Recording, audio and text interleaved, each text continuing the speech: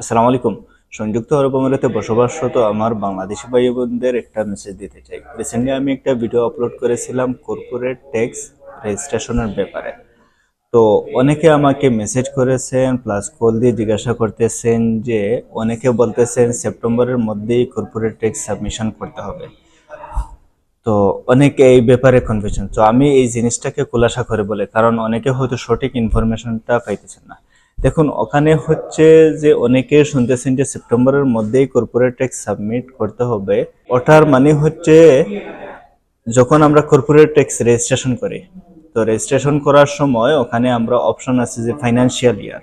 এখানে প্রতিটা কোম্পানির ফাইন্যান্সিয়াল ইয়ার থাকে।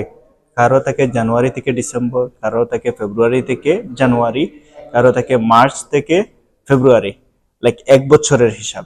তো সরকারের সিস্টেমে আপনি যখন রেজিস্ট্রেশন করার সময় আপনি ধরেন বেশিরভাগ কোম্পানি ফাইন্যান্সিয়াল ইয়ার দিছে জানুয়ারি থেকে ডিসেম্বর।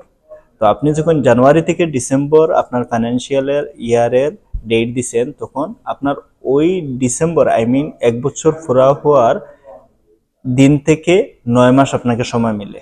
তো এই 9 মাসের ভিতরে আপনাকে কর্পোরেট ট্যাক্স রিটার্ন সাবমিট করতে হয়।